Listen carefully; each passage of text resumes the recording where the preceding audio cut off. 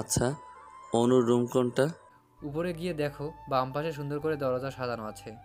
সেই রুমটা আমাদের অনুমনুর। আরিয়ান সোজা উপরে গিয়ে বাম পাশে সাজানো ঘরটা দিয়ে ভেতরে প্রবেশ করে দেখে অবাক। আল্লাহ, এ তো দেখি কোনো রূপকথার রাজকন্যার রুম। এত সুন্দর করে সাজিয়ে রাখা কল্পনার বাইরে। এরপর দেখে রুমের ফ্লোরের মাঝে অনু বসে চকলেট খাচ্ছে। আরিয়ান কোনো কথা না বলে সোজা অনুর কাছে গিয়ে ওকে কোলে তুলে নেয়। এভাবে হঠাৎ করে কোলে ওঠায় নেওয়াতে অনু ভয় পেয়ে চিৎকার করে ওঠে। আরে, ফাটা বাঁশির মতো চিৎকার করবা না কানে লাগে? তোমার যে কাকের মতো কণ্ঠ। আপনি কোন সাহসে আমার রুমে আসছেন?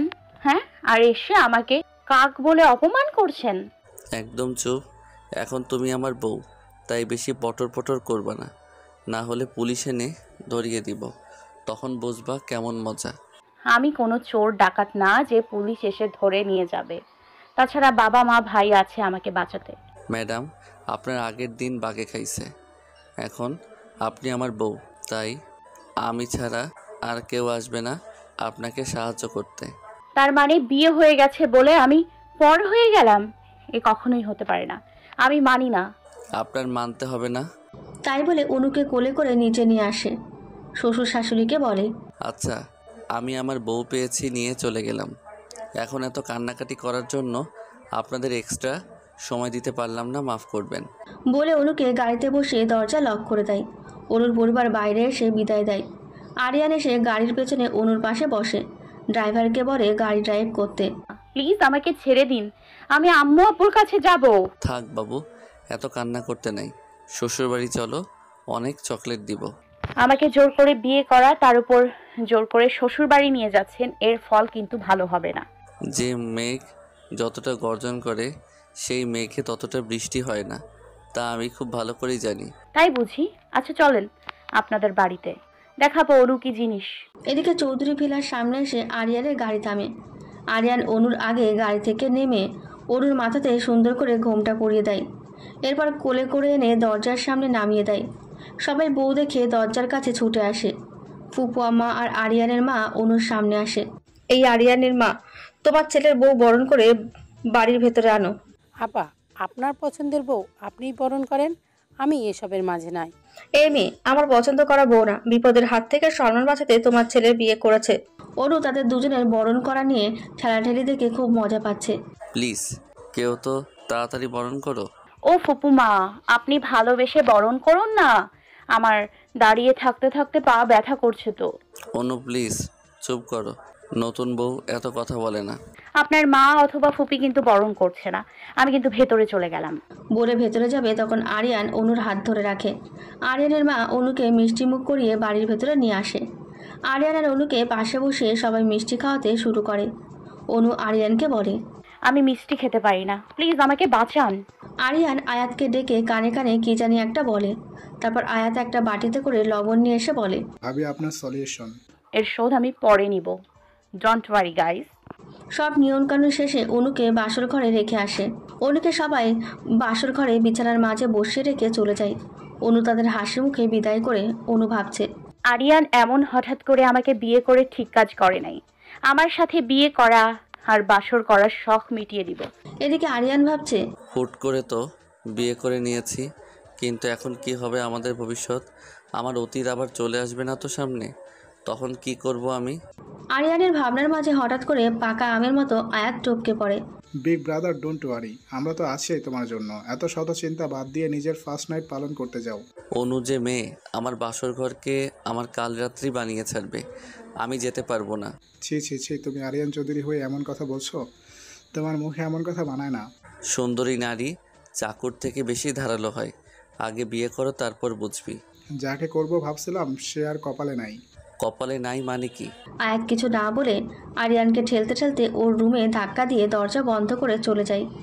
এদিকে অনু দরজা সোজা দাঁড়িয়েছিল, তাই আরিয়ান এভাবে ছুটে এসে অনুর গায়ের ওপর পড়ে। অনু নিচে, আরিয়ান ওপরে। আরিয়ান অবাক হয়ে অনুকে দেখছে। কই, আগেও তো অনুকে দেখেছি, কখনো এতটা আকর্ষণ কাজ করে নাই। আজ হঠাৎ কি হলো? অনু আরিয়ানকে কখন থেকে ধাক্কা দিচ্ছে যাতে ওর ওপর থেকে বজ্জাস্যার ওঠে, কিন্তু আরিয়ানের কোনো হুঁশ নেই। অনু জোরে করে আরিয়ানকে চিমটি দেয়, তাতে আরিয়ান হু বলে হুঁশ ফিরে পেয়ে বলে, কি হয়েছে তোমার? কেউ এভাবে চিমটি দেয়? না, চিমটি দিব না, কিস করবো, আসেন। আরিয়ান নিজের মুখটা আরো কাছে নিয়ে বলে, শুভ কাজে দেরি করতে নাই, তাড়াতাড়ি দিয়ে দাও। কিসের কি? ওই যে আমাকে কিস করবা। ওরে বজ্জাত বেটা, তোর শখ তো কম না, আমার উপর থেকে আগে ওঠেন বলছি। আরিয়ান এবার খেয়াল করে দেখে সে অনুর গায়ের ওপর। তাড়াতাড়ি করে উঠে সরে গিয়ে বলে, সরি, আসলে আয়াত এমনভাবে ধাক্কা দিয়ে দিল যে বুঝতে পারি নাই। আরে আমার কোমরে ওই ধাক্কা খেয়ে পড়ার জন্য আমাকেই পাইছেন?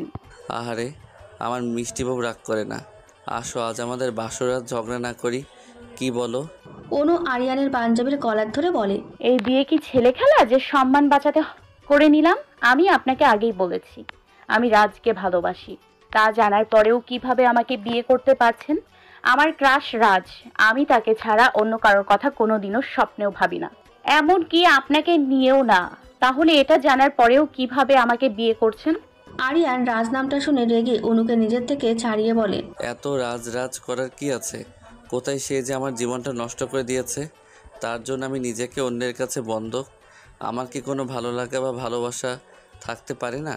নাকি আমি মানুষ না? কি বলছেন এসব উল্টাপাল্টা? আমি কবে আপনার জীবন নষ্ট করেছি? আপনি না, অন্য কারোর জন্য আজ আমি এমন একটা আমি। মানে কি বলতে চাইছেন? চিন্তা করবেন না, আপনাকে জোর করে বিয়ে করেছি, তার মানে এটা নয় যে আপনার সাথে সংসার করব। আপনাকে আমি কিছুদিন পর মুক্তি দিয়ে দিব, তখন চলে যাবেন আপনার রাজের কাছে। ও, মুক্তি যখন দেবেন তাহলে বিয়ের কি দরকার ছিল? বিয়েটা শুধু মানুষ দেখানো, সম্পর্ক করার জন্য নয়। সো যে কয়দিন আছেন যা খুশি তাই করতে পারেন, কোনো বাধা দিব না। শুধু আমার পরিবারকে কষ্ট দিবেন না। আচ্ছা, সমস্যা নাই, আমিও মুক্তি পেলে চলে যাব রাজের কাছে, করব না সংসার আপনার সাথে, আপনিও বড় হতে আসবেন না। আমার বয়ে গেছে আপনার বর হতে। বিছানা থেকে বালিশ নিয়ে সোজা সোফা সেটে গিয়ে শুয়ে পড়ে। অনু আর কিছু না বলে ওইভাবে বিছানাতে শুয়ে পড়ে। শুয়ে ভাবে, যাক ভালোই হবে। এই সম্পর্ক থেকে বেরিয়ে আমি প্রথমে আমার রাজকে খুঁজে বাহির করব, তারপর তার সাথে সুখে সংসার করব। ততদিনে বাড়ির মানুষদের জীবন তেজপাতা করে ছেড়ে দিব। আমাকে বাড়ির বউ করার মজা আরিয়ান স্যারকে হাড়ে হাড়ে বোঝাবো। ওইদিকে আরিয়ান ভাবছে, আমার অতীত পিছু ছাড়ে না। এই জীবনে মনে হয় আর সুখ খুঁজে পাবো না। যে সম্পর্ক আঁকড়ে বাঁচতে চায় সে সম্পর্ক আমাকে বোঝা মনে করে। এসব ভাবতে ভাবতে দুজন ঘুমিয়ে যায়। এক রুমে দুজন মানুষ। আজ যদি মাঝে রাজ না থাকতো তাহলে হয়তো অনু আরিয়ান পাশাপাশি দুজনের হাত ধরে হলেও ঘুমাইতো। কিন্তু সুখ কি সবার সইবে? সকালে অনু ঘুম থেকে আরিয়ানের আগে ওঠে। অনু সকালে ঘুম থেকে উঠে আরিয়ানকে জ্বালাতন করতে শুরু করে। আরিয়ান মনের সুখে ঘুমাচ্ছিল। তখন অনু উঠে গিয়ে আরিয়ানকে জোরে জোরে ডাকতে থাকে। আরিয়ান আড়মোড়া ভেঙে বলে, কি হয়েছে এত সকালে? এভাবে ডিস্টার্ব করার কি আছে বুঝি না তো। আজব, কাল জোর করে বিয়ে করে সকালে বউয়ের কথা ভুলে গেলেন মশাই? বলো, তোমার কি দরকার? সেই কাল থেকে এই এক ড্রেস পরে বসে আছি। আর কত সময় এক ড্রেসে থাকবো? আপনার বাড়িতে তো আমার কোনো ড্রেস নাই যে তা পরবো। আরিয়ান কিছু না বলে আলমারি খুলে একটা প্যাকেট হাতে ধরিয়ে দিয়ে বলে, ওই যে বাথরুম, এখন আসতে পারেন। এমনভাবে বলছেন যেন পারলে বাড়ি থেকে বাহির করে দেবেন। ইচ্ছা থাকলেও আমার তা করার উপায় নেই। অনু আর কথা না বাড়িয়ে প্যাকেট হাতে সোজা বাথরুমে চলে যায়। গোসল করে ফ্রেশ হয়ে ড্রেস চেঞ্জ করার সময় দেখে প্যাকেটের মাঝে একটা শাড়ি, তা আবার গোলাপি রঙের। অনু বলে, বেটা ফাজিল, কি ভাবছে হ্যাঁ আমি শাড়ি পরতে পারবো না? তার কাছে গিয়ে শাড়ি পরবো আর সে আমাকে টাচ করতে পারবে? তার সে চিন্তা ভাবনাতে আমি পানি ঢেলে দিব, কারণ এখন মোবাইল থাকতে অন্য কোনো সাহায্য লাগেই না। অনু রুমে এসে মোবাইলে ইউটিউবে শাড়ি পরে দেখে কোনো রকম শাড়ি পরে রেডি হয়ে রুম থেকে বাইরে চলে যায়। আরিয়ান উঠে এবার ফ্রেশ হতে বাথরুমে যায়। অনু নিচে নেমে আসে। এসে দেখে বাড়ির সব মহিলারা সকালে নাস্তা রেডি করতে ব্যস্ত। অনুকে নিচে দেখে আরিয়ানের মা তাড়াতাড়ি অনুকে তাদের কাছে ডেকে আনে। আরিয়ানের মা বলে, ও বৌমা, তুমি ওখানে দাঁড়িয়ে আছো কেন? আমাদের সাথে এখানে এসে বসো। আন্টি, আমি কি আপনাদের সাহায্য করতে পারি? নতুন মানুষ তুমি, তোমাকে কিছু করতে হবে না, আমরা করব, তুমি শুধু দেখবে। ও মেয়ে কি কোনো কাজ পারে নাকি যে করবে? খালি তো পারে অন্যের সাথে পায়ে পা বাঁধিয়ে ঝগড়া করতে। অনু তখন মিষ্টি হাসি দিয়ে ফুপুর কাছে গিয়ে বলে, জানেন ফুপু, আমি না খুব ভালো করলার জুস বানাতে পারি। করলার জুস দিয়ে কি হবে শুনি? আসলে আমি তো একটা কথা ভুল মানি, যেমন বিষে বিষক্ষয় হয়, তেমনি যাদের মুখে তিতা কথা তাদের করলার জুস খাওয়ালে মুখ দিয়ে মিষ্টি কথা বাইর হয়। অনুর মুখে এমন সুন্দর কথা শুনে আরিয়ানের মা তো সেই খুশি হয়। যাক, মেয়েটার উচিত জবাব দিতে জানে। এই মেয়ে আর যাই হোক খারাপ মনের মেয়ে না। বাড়ির বউ হয়ে আস্তে না আস্তে আমার সাথে লাগতে এসো না, এর ফল খুব খারাপ হবে কিন্তু। আমি কি পারি বা না পারি সে সম্পর্কে না জেনে কোনো মন্তব্য করলে আমিও তাকে ছেড়ে কথা বলবো না। আপনি যেমন ফুপু শাশুড়ি তেমন হয়ে থাকবেন, আমিও নম্র ভদ্র বাড়ির বউ হয়ে থাকব। আপনি আমাকে একটু ভালোবাসা দেবেন, তার বদলে আমি এক বুক ভালোবাসা দিব, কিন্তু ভেজাল ভালোবাসা দেবেন না, তাহলে আমিও ভেজাল ভরা রিপ্লাই করব। এসব বলে রান্নাঘর থেকে বাইরে আসার সময় অনু শাড়ির সাথে পায়ে পেঁচিয়ে শাড়িটা খুলে যায়। অনু তাড়াতাড়ি নিজের শাড়িটা গুছিয়ে ধরে রাখে।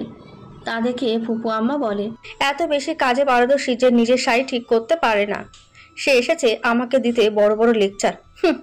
দেখুন ফুপু শাশুড়ি, এটা শাড়ি নিজের শরীরের সাথে পরার জন্য, কোনো দড়ির সাথে গিট যুক্ত করা নাই যে খুলে যাবে না। আর শাড়ি পরে এত চলার অভ্যাস আমার নেই। আপনি মনে হয় বিয়ের আগে থেকে শাড়ি পরার প্রশিক্ষণ নিয়ে রেখেছিলেন, যে আমার বিয়ে হলে তো শাড়ি পরতেই হবে, তাই আপনি পারদর্শী ছিলেন। আমি না, আমি শাড়ি পরতে পারদর্শী না। বাড়ির সব আত্মীয় স্বজন অনুর কথা শুনে হা হয়ে গেছে।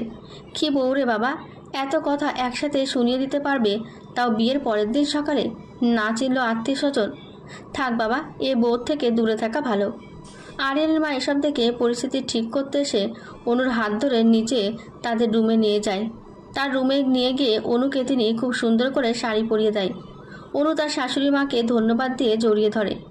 আরিয়ানের মা বলে, পাগলি মেয়ে আমার, নিজের মাকে কি এভাবে ধন্যবাদ দিতে আছে? আর কখনো কোনো কাজ না পারলে আমাকে ডাক দেবে, আমি সাহায্য করব। জি আন্টি, অবশ্যই আপনাকে বলবো। আরে বোকা মেয়ে, নিজের মাকে কেউ কি আন্টি বলে? আমাকে তুমি আন্টি না বলে মা ডাকবে। জানো, আমার একটা ঠিক তোমার মতো চঞ্চল মেয়ের শখ ছিল, কিন্তু আমার তো 2 ছেলে, তাই মেয়ের শখ অপূর্ণই ছিল। তা আজ তোমাকে পেয়ে পূরণ হয়ে গেছে। যাক, কাল বিয়ে করে তো একটা ভালো মা পাইছি। আমার মা তো খালি বিয়ে বিয়ে করে কান শেষ করে দিত, আপনি তো আর করবেন না। মেয়ে এখন আমার ছেলের বউ, আর ছেলের বউকে কি কেউ বিয়ে দেয়? পাগলি মেয়ে আমার। আচ্ছা, আপনি এত ভালো, আপনার ওই ননদ এত খারাপ কেন? জানো তো, পরিস্থিতি মানুষকে বদলে দেয়। তার সাথে এমন কিছু হয়েছে যে সে নিজেকে কঠোর করে নিয়েছে। আচ্ছা, ফুপু কি এখানে থাকে, শ্বশুরবাড়ি যায় না? যাই তো মাঝে মধ্যে। ওদের বাড়িতে কেউ নেই তো, তাই এখানেই বেশি থাকে। তা মা ফুপুর কয় ছেলে মেয়ে, তারা সবাই কোথায় থাকে?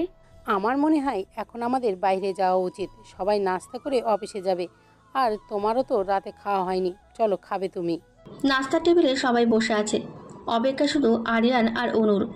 আরিয়ান রেডি হয়ে সিঁড়িতে নিচে নেমে আসছে, আর অনু রুম থেকে এসে দুজনে দুজনার সামনাসামনি পড়ে। অনু হাঁ করে আরিয়ানকে দেখছে। আল্লাহ গো, এই পোলা তো সত্যি সেই রকম সুন্দর, আমি তো ক্রাশ খাইছি। এই তো দেখি আমার ক্রাশ বর মনে হয়, এত সুন্দর এই লোকটা আগে তো দেখি নাই। এর যদি প্রেমে পড়ে যাই তখন আমার রাজের কি হবে? না অনু না, আরিয়ানকে আর দেখবি না, তাহলে তোর এত বছরের ক্রাশ রাজের কি হবে? আরিয়ান ও অনুকে দেখে অবাক হয়ে তাকিয়ে আছে, কারণ অনু গোলাপি শাড়ি পরে আছে, সাথে ম্যাচিং সিম্পল জুয়েলারি, আর চুলগুলো খোলা। লম্বা চুল হওয়ার কারণে কোমর ছাড়িয়ে গেছে চুলগুলো। এই মেয়ে একদম আমার মনের মতো, কিন্তু আমি ওর মনের মতো না, ওর মনের মাঝে অন্য কেউ আছে। তারপর আরিয়ানের মা দুজনকে ডাক দেয় খাবার জন্য। তখন ওদের নিজেদের ভাবনার জগৎ থেকে বেরিয়ে আসে। নাস্তা করতে একসাথে টেবিলে বসে দুজন। আরিয়ান খাবার শেষে অনুকে বলে, তাড়াতাড়ি অফিসে চলে আসবে, অনেক কাজ আছে। শুধু আজ বলে তোমার দেরি করে যাওয়াটা অ্যাকসেপ্ট করব, প্রতিদিন না। আল্লাহ, এই পোলা কি বলে, নতুন বউ যাবে অফিসে, তাও সবার সামনে বলছে। মানছি ও তোর বিয়ে, তার মানে এই কি না যে বিয়ের পরের দিন সকালে আমাদের বাড়ির বউ অফিসে গিয়ে বসে থাকবে? দেখো বাবা, আমার বউ বলে আজ দেরিতে যাবার অনুমতি দিয়েছি, কাল বৌভাতের অনুষ্ঠান আছে। যদি আজ না যায় অফিসে, তাহলে কাল বৌভাতের অনুষ্ঠানে বউ অফিসে থাকবে আর আমি বাড়িতে। ব্যাপারটা বাড়াবাড়ি হয়ে যাচ্ছে না? দেখো বাবা, আমি আমার কাজের সাথে কোনো কম্প্রোমাইজ করতে পারবো না।